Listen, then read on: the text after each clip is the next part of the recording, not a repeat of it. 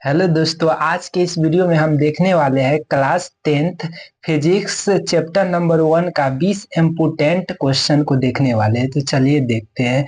यहाँ पे क्वेश्चन है पहला नंबर, प्रकाश का वेग निर्वात में कितना होता है। तो प्रकाश का वेग निर्वात में कितना होता है? 3 × 10⁸ मीटर पर सेकेंड। तो एक नंबर का क्वेश्चन नंबर बी हो जाए, ऑप्शन नंबर बी हो जाएगा। और अगला नंबर क्वेश्चन क्या है? दूसरा नंबर में, जब प्रकाश दर्पण से टकरा कर लौटता है तो यह कौन सी प्रक्रिया कहलाती है? तो कौन सी प्रक्रिया कहलाती है? टकराती है तो उसे परावर्तन कहा जाता है, और जब हिल जाती है तो उसे अपवर्तन कहा जाता है। तो ऑप्शन बी हो जाएगा इसका सही आंसर। क्वेश्चन नंबर 3 में क्या है?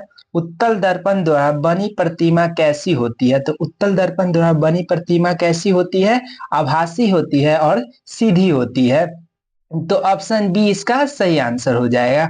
और 4 नंबर क्वेश्चन में क्या कह रहा है, देखिए, अवतल दर्पण का प्रयोग किस कार्य में होता है? तो अवतल दर्पण का प्रयोग किस कार्य में होता है? मुख्य दर्पण में होता है। तो चौथा नंबर का ऑप्शन बी हो जाएगा सही आंसर। यहाँ पे पांचवा नंबर क्वेश्चन क्या है? प्रकाश के कितने नियम है? परावर्तन के कितने नियम है? तो परावर्तन के कितने नियम होते हैं? परावर्तन के 2 नियम होते हैं। तो ऑप्शन बी इसका सही आंसर हो जाएगा। और यहाँ पे देखिए 6 नंबर क्वेश्चन में क्या है? मुख्य अक्ष क्या होती है? मुख्य अक्ष क्या होती है? ध्रुव और केंद्र को मिलाने वाली रेखा होती है। तो ऑप्शन बी इसका सही आंसर हो जाएगा।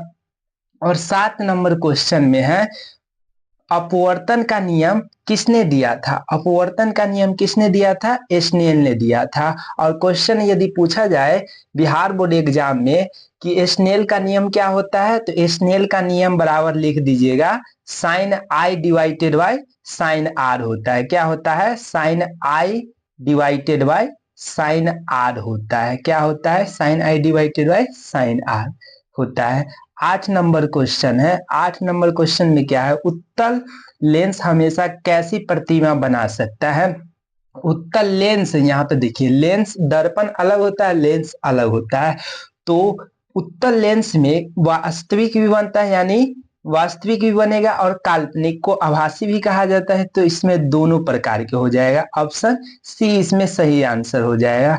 और यहाँ पे देखिए 9 नंबर क्वेश्चन देखिए क्या है?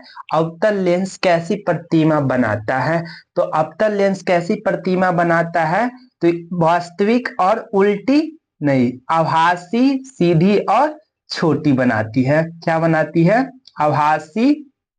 आभासी, सीधी और छोटी प्रतिमा बनाती है। तो यहाँ पे ऑप्शन बी हो जाएगा, ऑप्शन ए हो जाएगा इसका राइट आंसर। और यहाँ पे 10 नंबर क्वेश्चन है। 10 नंबर क्वेश्चन में क्या है? दर्पण सूत्र क्या होता है? दर्पण का सूत्र बतलाना है। क्या होता है? दर्पण का प्लस में होता है 1/f बराबर 1/v प्लस 1/y यू होता है, और लेंस में इनवर्स में होता है। यहाँ पे 11 नंबर क्वेश्चन में चलते। 11 नंबर क्वेश्चन क्या है? लेंस सूत्र क्या होता है? तो लेंस में क्या होता है? माइनस वाला होता है। 1/1/बाय क्या होता है? 1/f, और 1/f बराबर होता है 1/v इनवर्स 1/यू होता है। ऑप्शन बी हो जाएगा इसका सही आंसर। अगला नंबर क्वेश्चन है, यहाँ पे देखिए अगला नंबर क्वेश्चन क्या है? फोकस दूरी की माप की इकाई क्या होती है? तो फोकस दूरी की माप की इकाई क्या होती है? सेंटीमीटर भी होती है, आपको पता होगा, सेंटीमीटर भी होती है, मीटर भी होती है। तो कौन सा आंसर हो जाएगा? ऑप्शन बी, दोनों हो जाएगा, दोनों हो जाएगा। यहाँ पे 13 नंबर क्वेश्चन में चलते। 13 नंबर क्वेश्चन में क्या है? फोकस दूरी और वक्रता त्रिज्या में क्या संबंध है? तो आर बराबर क्या होता है? 2f होता है। इस सूत्र भी होता है वक्रता त्रिज्या का। वक्रता त्रिज्या को हम आर से सूचित किया जाता है, और फोकस को एफ से। तो आर बराबर 2f हो जाएगा, इसका बी आंसर हो जाएगा। और यहाँ पे देखिए 14 नंबर क्वेश्चन में क्या है? यदि वस्तु फोकस पर रखी हो तो अवतल लेंस की प्रतिमा कहाँ बनेगी? कहाँ बनेगी? यहाँ पे देखिए ऑप्शन है, जब फोकस पे रहता है तो प्रतिबिंब कहाँ बनता है? अनंत पे बनता है। मिस्टेक, यहाँ पे हो जाएगा अनंत, ऑप्शन बी पे हो जाएगा यहाँ पे।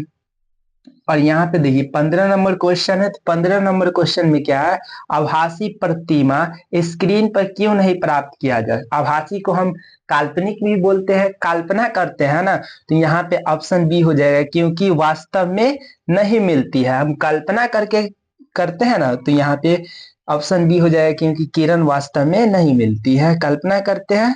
यह हो गया। और यहाँ पे देखिए 16 नंबर क्वेश्चन है, प्रकाश का अपवर्तन किस कारण से होता है। प्रकाश का अपवर्तन किस कारण से होता है, जब दिशा में, जब माध्यम में परिवर्तन होता है, यानी जब रास्ता में जो परिवर्तन होगा वही उसी कारण से अपवर्तन होता है। तो यहाँ माध्यम माध्यम बदलने पर गति बदलने से हो जाएगा, ऑप्शन ए हो जाएगा। और यहाँ पे देखिए 17 नंबर क्वेश्चन है।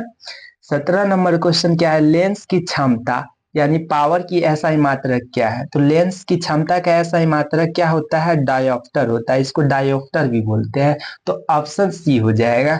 और यहाँ पे 18 नंबर क्वेश्चन है। 18 नंबर क्वेश्चन में क्या है, उत्तल लेंस को और क्या कहा जाता है। उत्तल को अभिसारी कहा जाता है, हमेशा याद करके रखिएगा, उत्तल को अभिसारी कहा जाता है और अवतल को अपसारी कहा जाता है। तो ऑप्शन बी इसका सही आंसर हो जाएगा। अगला क्वेश्चन में चलते हैं। यहाँ पे 19 नंबर क्वेश्चन है। 19 नंबर क्वेश्चन क्या है, अवतल लेंस को क्या कहा जाता है। अवतल लेंस को क्या कहा जाता है, अवतल को अभी ये बोले हैं, अवतल को अपसारी बोला जाता है। तो ऑप्शन ए हो जाएगा इसका सही आंसर। यहाँ पे 20 नंबर क्वेश्चन है। 20 नंबर क्वेश्चन में देखिए क्या है, यदि वस्तु फोकस और केंद्र के बीच रखी हो तो अवतल दर्पण कैसा प्रतिमा बनाता है। तो कैसा प्रतिमा बनाएगा, वास्तविक, उल्टी और बड़ी। यहाँ पे ऑप्शन ए इसका सही आंसर हो जाएगा। तो उम्मीद करता हूँ कि यह वीडियो आपको पसंद आया होगा। अगर आपको यह वीडियो थोड़ा भी पसंद आया होगा तो यदि हमारे चैनल पर पहली बार आए तो हमारे चैनल को सब्सक्राइब जरूर कर लीजिएगा।